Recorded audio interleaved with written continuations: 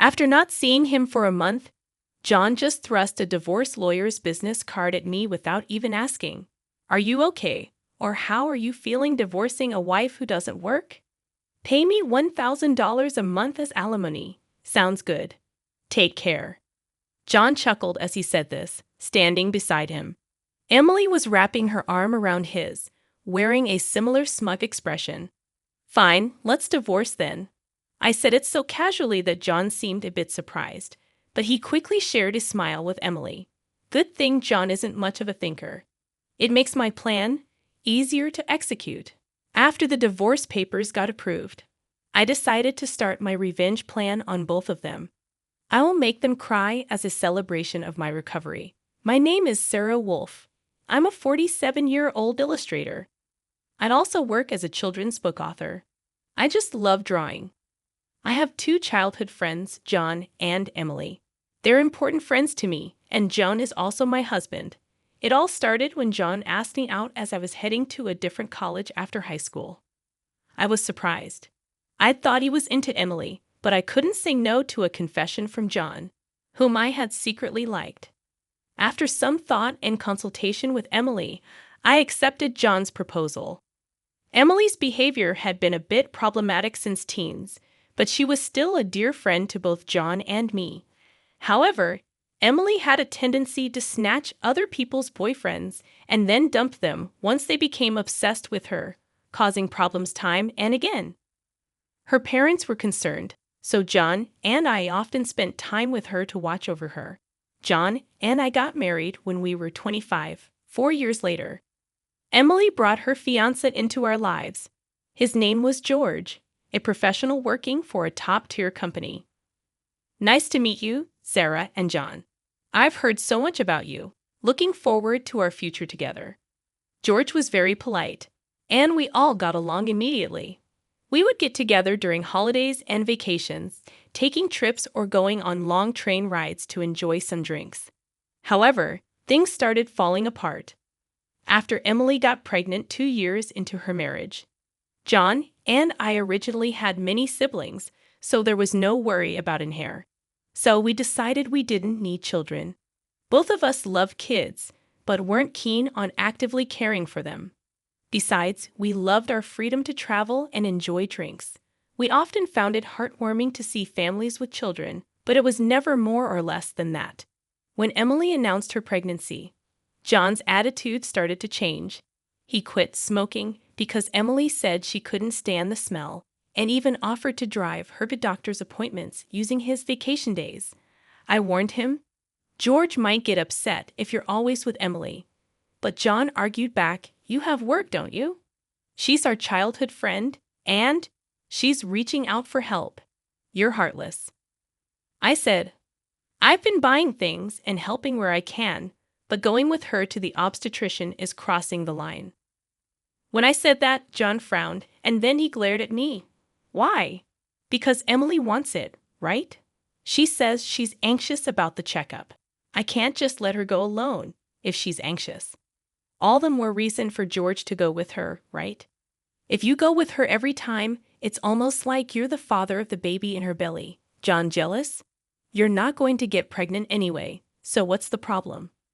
He didn't take my concerns seriously, and instead started to snap, saying I was being annoying. We had hardly ever had a fight during our marriage, but things changed when Emily got pregnant. Our arguments increased, and that didn't change even after Emily gave birth. In fact, John started spending even more time with Emily and their child, Emma. But when Emma was 6, an incident occurred. It had to do with the attendees of Emma's graduation ceremonies. The day before the graduation, John suddenly started rummaging through the closet. "John, what are you doing? Have a meeting tomorrow." John's workplace had a casual dress code, but there was a rule to wear a suit during client meetings, so he always kept a few suits ready. But they were all thrown on the bed now. No, just trying to decide what to wear for the graduation ceremony. "What?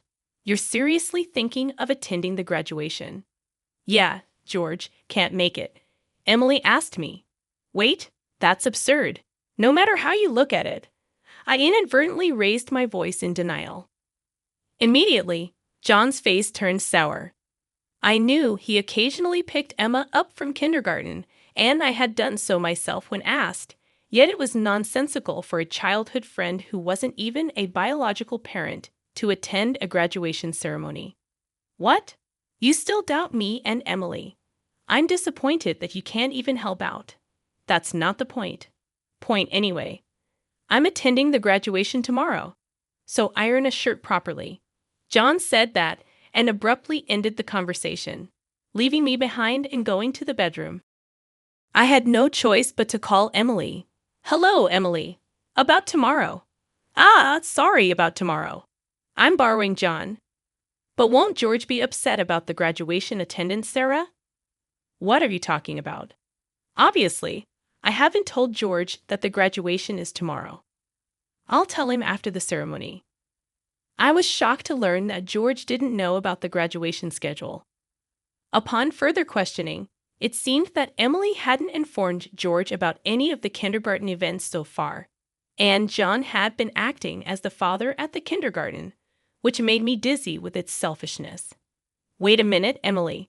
Isn't that extremely unreasonable? It's disrespectful to George, and just because he's a childhood friend, eh? What's wrong? Sarah, you're scary. Well, see you tomorrow. Wait, Emily. I was trembling with anger at Emily, who unilaterally hung up the phone. Still, in the end, I ironed a shirt, prepared a tie, and the next morning saw John off to Emma's graduation ceremony. Since then, Emily and John started going out more frequently, from once a month to once a week, and then to 3 times a week. Eventually, even George seemed to have some suspicions, and one day, while John and Emily were out, he visited our house alone. I'm sorry for visiting you late at night. There's something that's been bothering me. Is it about the 2 of them? Yes, I would like you to take a look at this. George showed me the GPS history he had installed in Emily's car. It showed that she had been staying at a hotel 3 times a week. All of those days, she was out with John, and just by looking at George's face, I understood what that meant. What do you want to do, George? I want to take revenge on those 2. Me too. I can't forgive them for betraying us after all this time. We started planning our revenge on them secretly. First, I started by increasing my income because I had been saving by doing housework and taking care of Emma.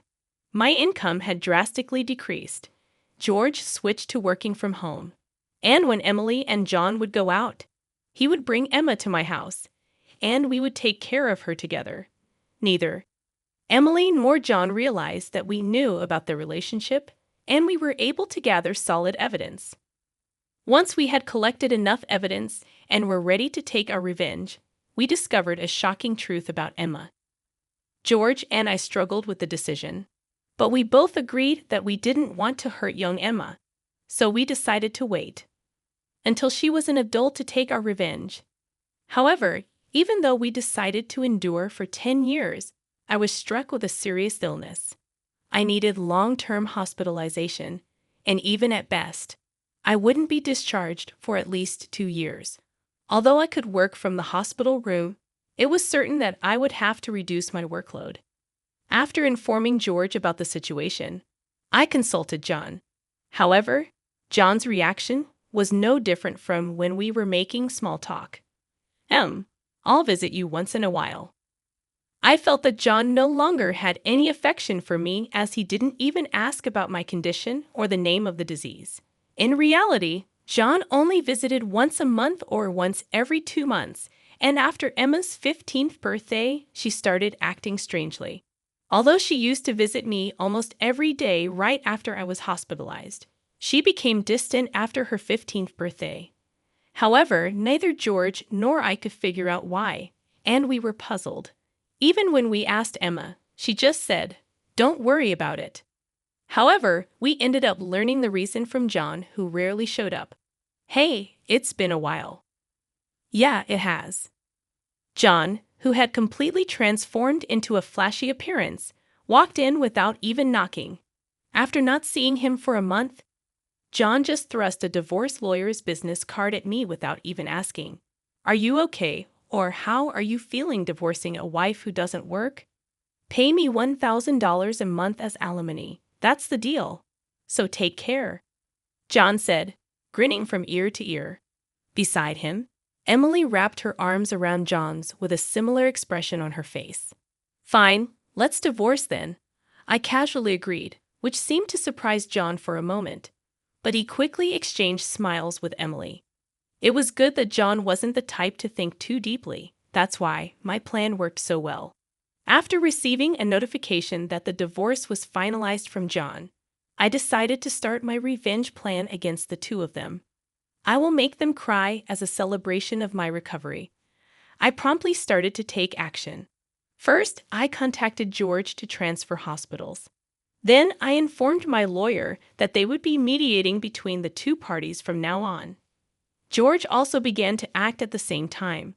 He moved near my new hospital with Emma, and he started to visit me frequently. Emma still had a gloomy expression, but I was happy that she came to see me every day. Most of my belongings were already in the hospital room. So I told John to dispose of the rest.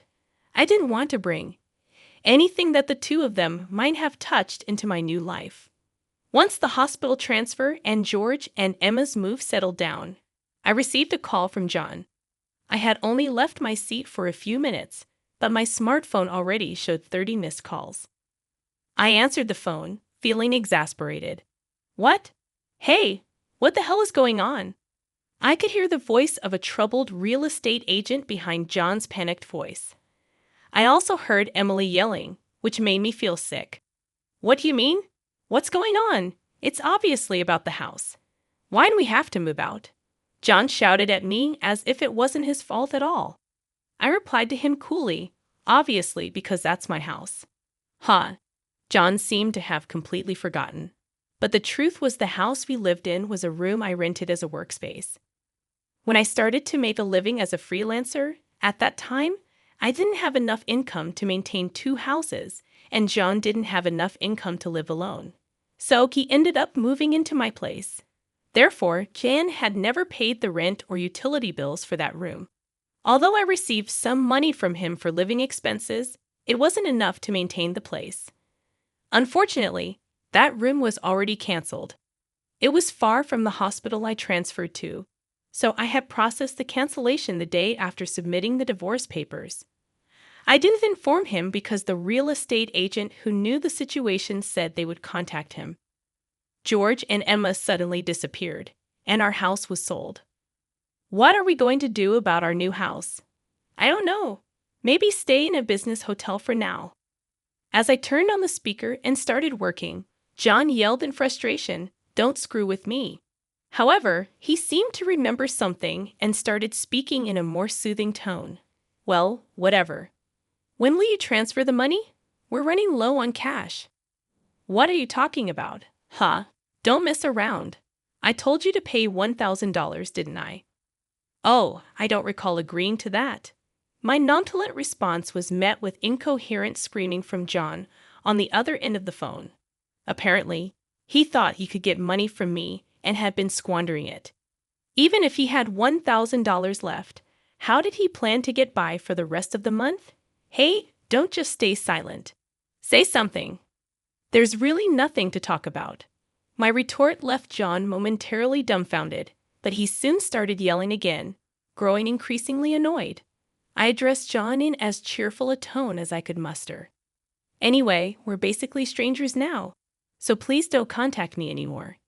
You'll hear from my lawyer. Huh? Lawyer? Hey, wait a minute. I hung up without listening to John's response. He tried calling back several times, but I ignored it, and eventually the calls stopped. However, angry that I didn't answer, John started ignoring calls from my lawyer. He certainly had a childish side, but I never imagined he'd be the kind of person who didn't mind causing trouble for others. I sighed deeply at John's selfishness. A few months later, after a temporary discharge from the hospital, I visited John's parents' house. In front of me were John and Emily, both looking small and trembling. You telling my parents is a low blow. Oh, I just reported that we got divorced. Jan glared at me in response to my answer, but he shrank back under his father's stern gaze. Actually, I had a great relationship with my in-laws, even visiting and dining with them when John wasn't around. Despite being so well loved, I felt it was wrong not to share the details of our divorce. So I went to visit them. Is it true that you're remarrying Emily? Yes, it's true. True. Emily, Emma, and are going to start over as a family. What are you talking about? Your only family is Sarah. She's not my family anymore. John's words made his father frown with a look that seemed to say, "Give me a break." John shook his head a few times, then handed me a piece of paper. It was a bill from a nearby luxury hotel. What's this? It's the bill from the hotel we stayed at. John, acting as if it was obvious, pointed at the bill on the table, then suddenly collapsed. Oh, what the heck, Mom? I didn't raise you to be like this.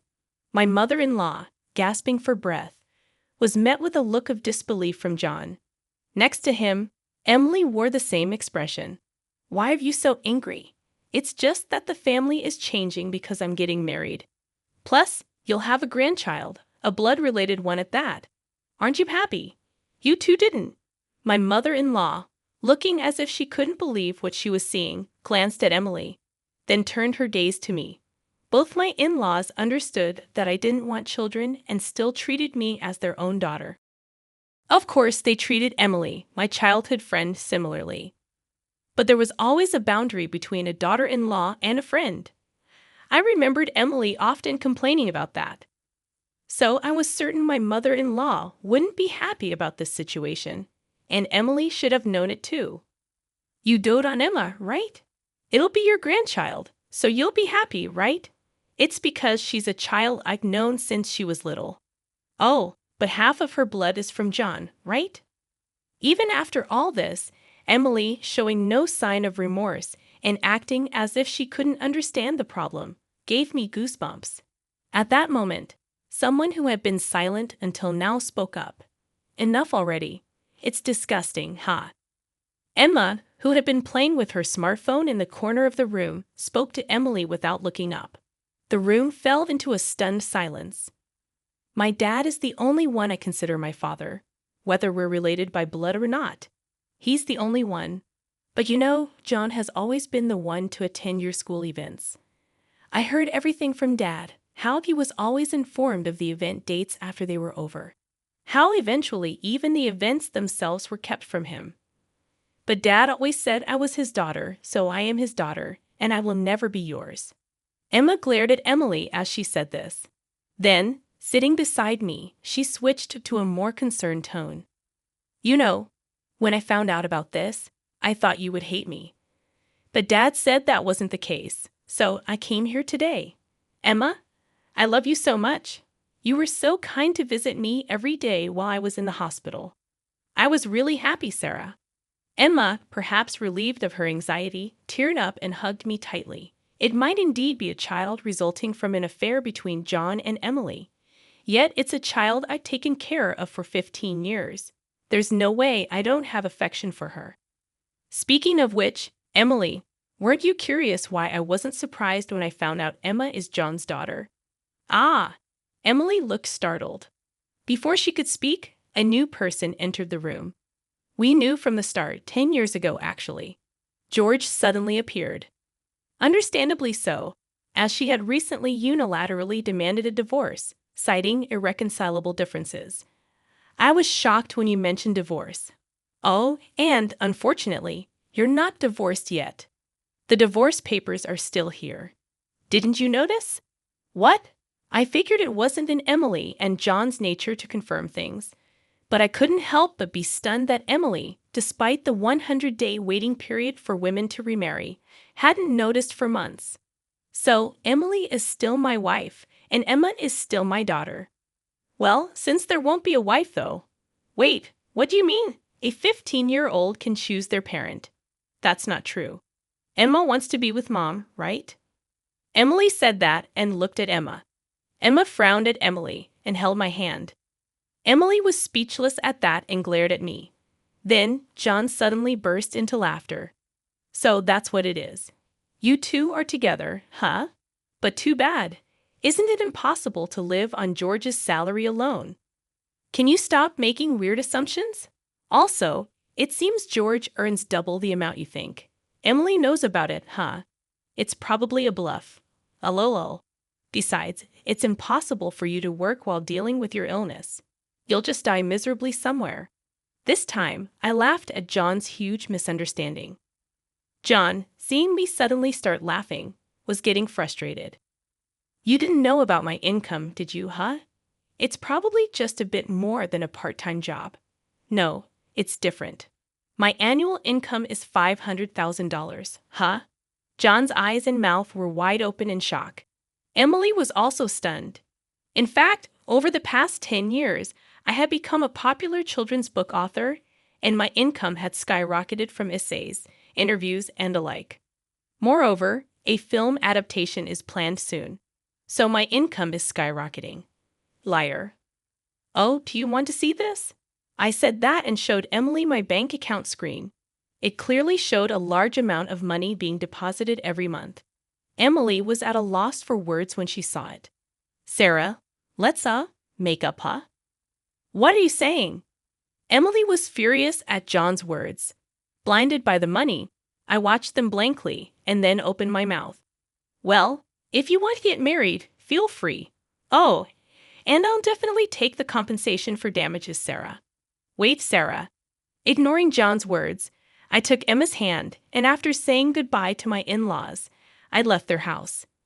John originally worked at my father-in-law's company, but it was revealed that he was lying about going out for sales, and he was fired.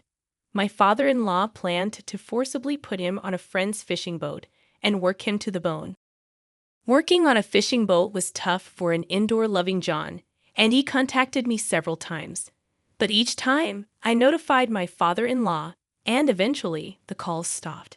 Emily lost custody to George and got divorced. She seemed uninterested in John, who couldn't afford luxuries and didn't seem to chase after him. She was disowned by her family and lived alone in a rundown apartment. She hadn't worked at all since getting married, and since she had always made others do things for her, she couldn't do anything herself. And there were hardly any places that would hire her as a full-time employee. Still, she had to pay for her living expenses and child support, so she worked multiple part-time jobs and barely made ends meet. After entering high school, Emma worked hard every day to study abroad and go to a prestigious university overseas. Being originally diligent, her dream is to translate my picture books and deliver them to children all over the world, which makes me happy. As for me, my picture books are selling well, and I am receiving more and more offers for anime adaptations and merchandise. My illness is also progressing well, and although I am still hospitalized, my doctor recently told me that I might be able to leave the hospital next year. And one more thing. George and Emma come to visit me every day. Actually, George recently confessed to me with remarriage in mind. I haven't given my answer yet, but I can't help but have feelings for him. He said he wants to live together when I leave the hospital. While thinking about what to answer, I work on my picture books every day, hoping for a happy future for us. I weave stories again today.